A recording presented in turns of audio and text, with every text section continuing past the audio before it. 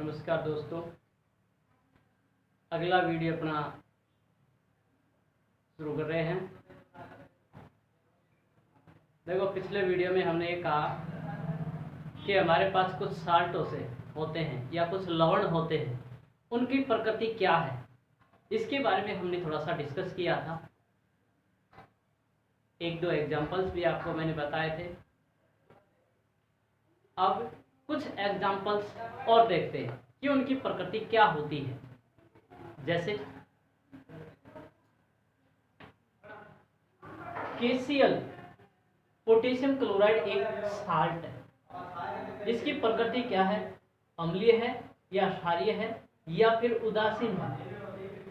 इस साल्ट को हम अपने आयनों में विभक्त करके देखते हैं कि K से बनने वाला जो क्षार होता है वो कौन सा है, KOH। अब KOH कैसा क्षार है, प्रबल है या दुर्बल है। अब K से बनने वाला जो क्षार होता है वो प्रबल KOH होता है, प्रबल क्षार KOH होता है। और Cl से बनने वाला जो अम्ल है वो HCl है। तो यहाँ अम्ल भी प्रबल है और क्षार भी प्रबल है। अगर दोनों की प्रकृति यानी अम्ल और क्षार दोनों की प्रकृति यदि प्रबल है तो इससे बनने वाला जो साल्ट होता है वो कैसा होगा, उदासीन। तो KCl जो होता है इसकी प्रकृति कैसी होगी, उदासीन। इसी प्रकार हमारे पास NaNO3 यानी सोडियम नाइट्रेट भी एक साल्ट लवण है। इसकी प्रकृति की भी जांच करनी है। तो जांच हम इसको आयनों में तोड़ के देखते हैं। Na से बनने वाला क्षार होता है NaOH और NO3 से बनने वाला अम्ल होता है HNO3। यानी HNO3 एक अम्ल है और NaOH एक क्षार है। क्षार भी प्रबल और अम्ल भी प्रबल।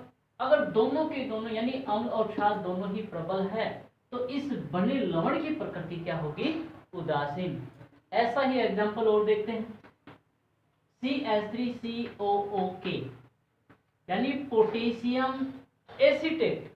पोटेशियम एसीटेट भी एक साल्ट है। इसको भी आयनों में तोड़ के देखते हैं। तो CH3COO से बनने वाला जो अम्ल होता है CH3COOH एक एसिटिक अम्ल है जो कि दुर्बल अम्ल की तरह व्यवहार करता है। और साथ में K से बनने वाला क्षार होता है KOH यानी अम्ल है, एसिटिक अम्ल जो कि दुर्बल होता है और KOH एक क्षार है जो कि प्रबल होता है। इन दोनों में से प्रकृति का पता लगाना है कि कौन, मतलब अम्ल और क्षार दोनों से हमें ये पता लगाना है कि प्रबल कौन है दोनों में से, अम्ल प्रबल है या फिर क्षार। यहाँ इस साल्ट के अंदर देखें तो KOH एक प्रबल क्षार है जबकि एसिटिक अम्ल एक दुर्बल अम्ल है। दोनों में से कौन प्रबल हुआ, क्षार प्रबल हुआ। तो इस लवण की प्रकृति कैसी होगी, क्षारीय। तो इस प्रकार हम कुछ साल्ट्स की जानकारी प्राप्त करते हैं कि इनकी प्रकृति क्या होगी, अम्लीय होगी या क्षारीय। इसके बाद अगला बिंदु देखते हैं। अगला बिंदु हमारे पास होगा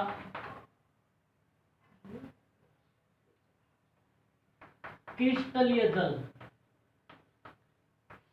क्रिस्टलीय जल या क्रिस्टलन जल,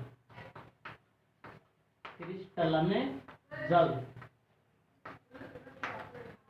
देखते हैं क्या होता है।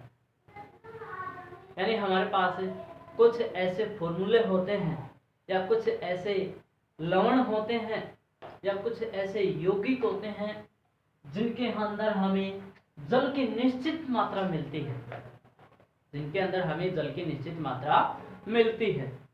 जैसे एग्जांपल के रूप में देखिए Na2CO3 × 10H2O। ये वाला जो फॉर्मूला है या ये जो सूत्र है या ये यौगिक है ये होगा अपना धावन सोडा का, धावन सोडा। और धावन सोडा का सूत्र ये होगा, इसमें कितने जल के अणु हैं, 10 जल के अणु। कितने अणु हैं, 10 जल के अणु। इसी प्रकार दूसरा एग्जांपल हमारे पास है CaSO4 × ½ H2O। तीसरा एग्जांपल है CaSO4 × 2H2O। चौथा एग्जांपल है हमारे पास K2SO4 × Al2SO4 का whole thrice into 24H2O। Last example देता हूँ CuSO4 इंटू 5H2O। यानी हमने जितने भी सूत्र लिखे हैं या जितने भी फॉर्मूले लिखे हैं इसमें जल की संख्या निश्चित है दोस्तों, जल की संख्या निश्चित है। तब हमारे पास क्रिस्टलन जो जल है इसकी डेफिनेशन क्या आती है, किसी लवण के इकाई सूत्र में उपस्थित निश्चित जल के अणुओं की संख्या को ही क्रिस्टलन जल कहते हैं। यानी दावन सोडा के अंदर कितने जल के अणु हैं, 10 जल के अणु हैं, तो ये 10 जल के अणु ही क्या कहलाते हैं, क्रिस्टलन जल। इसी प्रकार CaSO4 हाफ H2O ये होता है अपना POP, जिसको हम बोलते हैं plaster of Paris. Plaster of Paris जिससे हम जो भगवान की जो मूर्तियां होती हैं या सजावटी जो सामान होता है वो बनाने में, या जब किसी की हड्डी फ्रैक्चर हो जाती है तो उस समय हम POP यानी प्लास्टर ऑफ पेरिस नामक पदार्थ का उपयोग करते हैं दोस्तों। तो यहाँ पे प्लास्टर ऑफ पेरिस का जो सूत्र है इसमें निश्चित जल का अणु है कितना, हाफ H2O, यानी यहाँ आधा जल का अणु निश्चित है। इससे जस्ट नीचे हमारे पास है जिप्सम लवण जिसके अंदर 2 जल के अणु निश्चित है। इसके बाद हमारे पास है फिटकरी का सूत्र जिसमें 24 जल के अणु निश्चित हैं।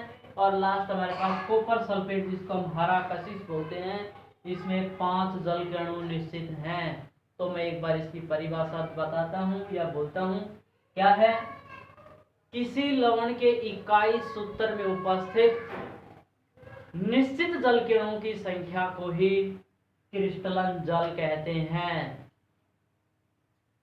इसके बाद अगला बिंदु है दोस्तों अम्ल और क्षार की परिभाषा।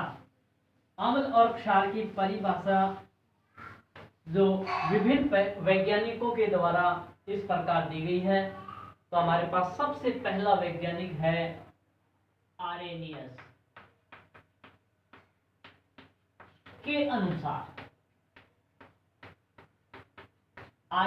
के अनुसार देखते हैं अम्ल की परिभाषा। आरेनियस ने अम्ल के बारे में क्या कहा या अम्ल की जो परिभाषा है या डेफिनेशन है वो क्या दी है, वे पदार्थ जो जल में घुलकर हाइड्रोजन आयन यानी H+ आयन मुक्त करते हैं, वे पदार्थ जो जल में घुलकर हाइड्रोजन आयन जिसको हम बोलते हैं H+ देते हैं, उन्हें अम्ल कहते हैं। ये परिभाषा किसने दी, आरेनियस ने। आरेनियस ने क्या बताया अम्ल के बारे में, वे पदार्थ जो जल में घुलकर हाइड्रोजन आयन यानी H+ आयन देते हैं उन्हें अम्ल कहते हैं। जैसे एग्जाम्पल के तौर पे देखें तो हमारे पास HCl एक अम्ल है, जो HCl एक अम्ल है, इसको जल में जब घोला जाता है तो यही HCl अम्ल अपने आयनों में मुक्त होकर हाइड्रोजन आयन मुक्त करता है या हाइड्रोजन आयन में विभक्त होता है। दूसरा एग्जाम्पल है H2SO4। इसको भी जब आयनों में तोड़ा जाता है तो ये भी अपने आयनों में विभक्त हो जाता है। मतलब HCl अम्ल और H2SO4 भी अम्ल है, ये दोनों अपने आयनों में मुक्त होकर क्या देते हैं, हाइड्रोजन आयन देते हैं यानी H+ आयन देते हैं। इन्हीं को हम क्या कहते हैं, अम्ल कहते हैं। इसी प्रकार हमारे पास क्षार की परिभाषा होगी आरएनएस के अनुसार, वे पदार्थ जो जल में घुलकर हाइड्रोक्साइड आयन यानी OH- आयन देते हैं उन्हें क्षार कहते हैं। वे पदार्थ जो जल में घुलकर हाइड्रोक्साइड आयन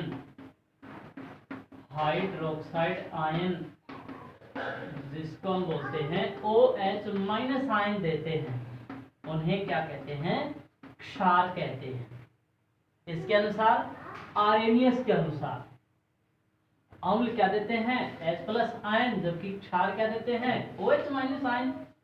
अब क्षार का एग्जाम्पल हमारे पास है NaOH को जब जल में घोला जाता है तब ये अपने आयनों में विभक्त होता है। यानी इस सोडियम हाइड्रोक्साइड ने क्या मुक्त किया, अपने OH- आयन या हाइड्रोक्साइड आयन मुक्त किए, और मुक्त करने वाला पदार्थ ही क्या कहलाता है, क्षार कहलाता है। दूसरा एग्जाम्पल है KOH, K+ और OH-। KOH को जब जल में घोला तो इसने भी अपने OH- आयन या हाइड्रोक्साइड आयन मुक्त किए। इसी को हम क्या कहते हैं, क्षार कहते हैं। ये परिभाषा किसने दी, आर्हेनियस ने। अब इसके बाद अगला वैज्ञानिक जिसने अम्ल और क्षार के बारे में परिभाषा दी, तो अगला वैज्ञानिक है हमारे पास है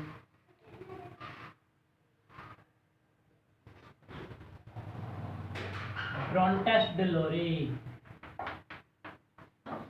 ब्रोंटेस डे लोरी, ये दो अलग अलग साइंटिस्ट है, एक ब्रोंटेस डे है, दूसरा लोरी। दोनों ने मिलकर के अम्ल और क्षार की परिभाषा क्या दी है, तो देखना दोस्तों, ये हमारे पास है वे पदार्थ जो प्रोटॉन देते हैं, वे पदार्थ जो प्रोटॉन देते हैं अम्ल कहलाते हैं। ब्रोंटेस और लोरी ने क्या परिभाषा दी अम्ल और क्षार की, वे पदार्थ जो प्रोटॉन देते हैं, प्रोटॉन देते हैं या प्रोटॉन दाता क्या कहलाते हैं, अम्ल कहलाते हैं। अब प्रोटॉन को हम किससे व्यक्त करते हैं, H+ से ही व्यक्त करते हैं। प्रोटॉन को किससे व्यक्त करते हैं, H+ से मुक्त करते हैं। तो यहां हमारे पास एग्जाम्पल के रूप में HCl, और ये H+ और ये Cl-, यानी HCl अम्ल ने अपने क्या मुक्त किए, हाइड्रोजन आयन मुक्त